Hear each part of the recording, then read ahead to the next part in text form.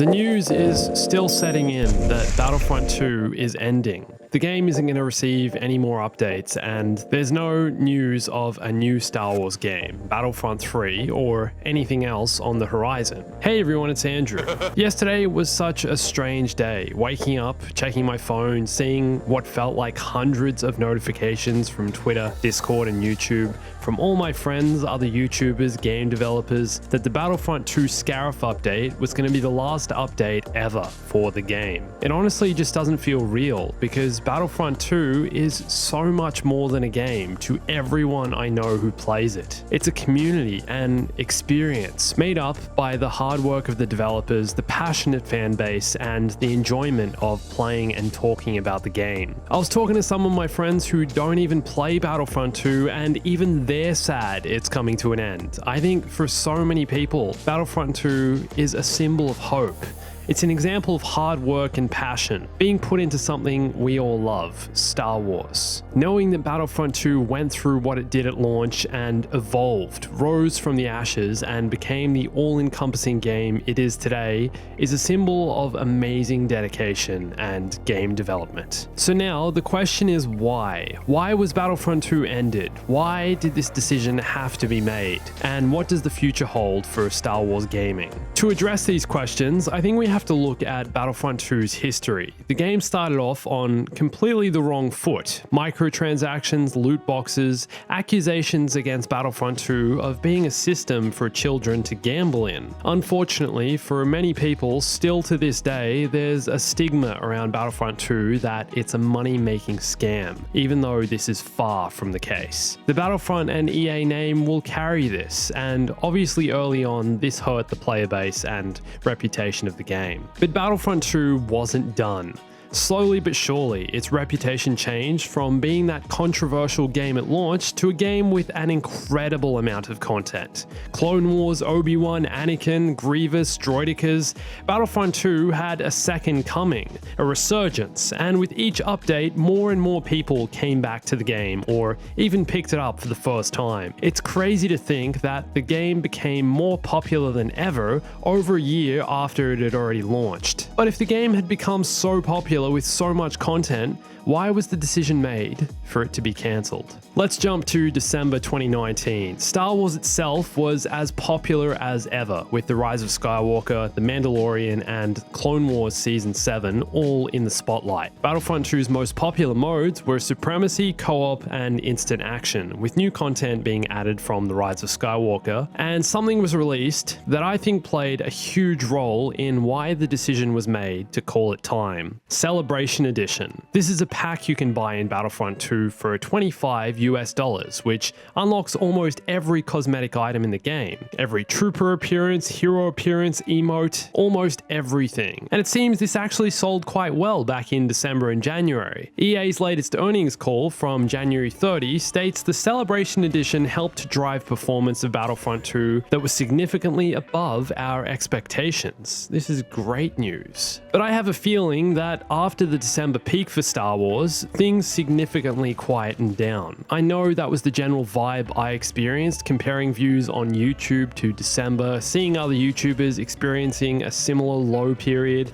I think this probably affected sales of Battlefront 2 Celebration Edition a few months after it was released. Development of the game seemed to slow down in early 2020, which was to be expected with everything going on in the world at the moment. Pretty much the whole world has slowed down, but I wouldn't be surprised if this were part of the reason why Battlefront 2's development ended. And I don't think the decision to end the game was made by the actual developers. I think it rarely is. There's a number of factors that play into this, and I know it wasn't an easy decision to be made, but Battlefront 2 peaked with the Clone Wars content, and I think has been on a slow decline ever since, even though it still has such a strong player base. Once the game had peaked, there are only so many more things that can be done with the game before it's time to close up shop and move on to a new project. Sure, they could have added more Clone Wars content, more skins, new heroes, updated the original trilogy even further, new weapons, but there's only so much more that could have been done that could keep players playing. It's hard to see Battlefront 2 pulling in as many new players as it was back when the Clone Wars content was dropping in early 2020. 2019. And this, I think, is part of the reason the decision was made. The game was just getting too old, and less new players were picking it up to play. But what I'm confused about is why this feels like the end of Battlefront altogether, not just the end of Battlefront 2. I could be completely wrong, but based on the words of the developers online, the fact that Dennis Brandval, the lead Battlefront developer, is leaving Star Wars altogether, Ben Walk, the community manager, has also moved on to a role as a producer at DICE, and Harvey Newman, Battlefront 2's lead animator, has left the company altogether.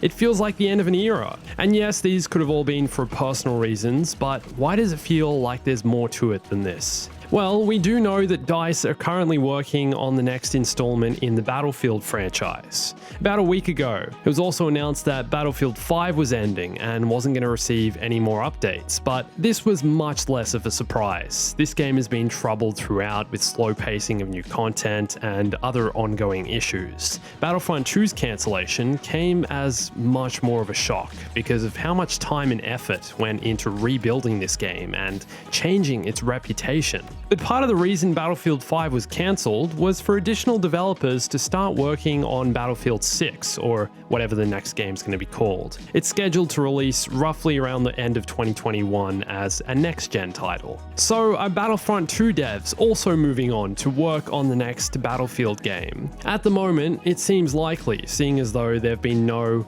announcements of new Star Wars games being developed by DICE. But there's also a huge chance that DICE are working on something else Star Wars related behind the scenes. It's hard to imagine that after 6+ years of work on Battlefront 1 and 2, that all that would just be shelved for completely unrelated projects. You'd think that they'd be continuing to develop that into the future, and there's definitely a market for it. There are so many Star Wars fans out there. And I wouldn't be totally surprised if they're moving away from the Battlefront brand altogether.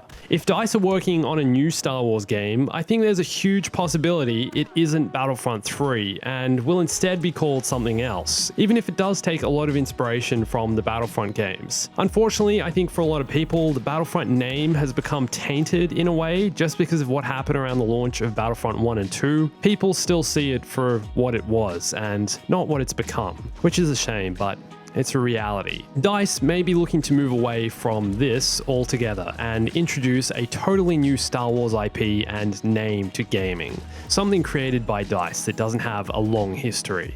It would be their own unique project, evolving on ideas created in the Battlefront series. So what does the future hold for Star Wars games? Well, there's only 2 other Star Wars games we know are currently being worked on, and one of those is being developed by Respawn Entertainment. Over the past few months, they've been hiring staff for different Star Wars related roles. Respawn has a complete Star Wars dedicated game development division, headed by Stig Asmussen, the director of Jedi Fallen Order. And with this game's success, we can pretty much be guaranteed they're working on another single-player Star Wars adventure, whether that's a sequel, Jedi Fallen Order 2, or something else. We'll have to wait and see.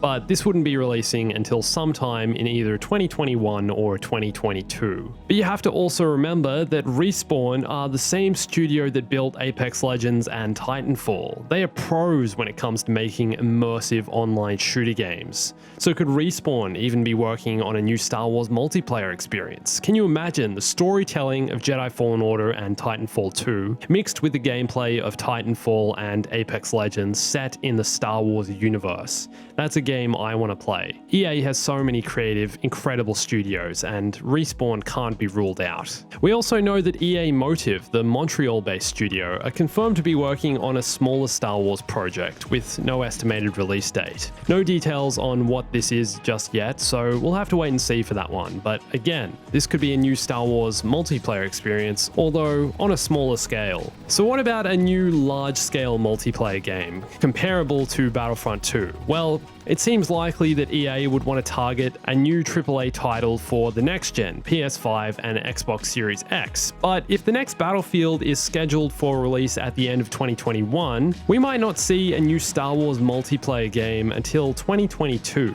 EA's deal with Disney to keep working with the Star Wars license ends in 2023, at which point it will either be renewed or Star Wars will be passed on to another publisher. Before this, I wouldn't be surprised if they drop a few giant titles. Who knows? Maybe they're working on something top secret behind the scenes. It's hard to see them coming out with a new multiplayer game anytime soon, but you really never know what's going on behind the scenes. And yes, the next year could be a quieter year for Star Wars gaming, but it'll be back. Whether or not that's with Battlefront 3 or another Star Wars game altogether, we'll have to wait and see. So what are your thoughts on this? Do you think DICE are done with Star Wars, or is there something else going on behind the scenes? Let me know in the comments. And if you want to stay up to date with everything going on in Star Wars gaming, I'd recommend you follow me on Instagram, Twitter, and join my Discord. Come and join the discussion. And thanks for watching this. My name's Andrew. I'll catch you soon.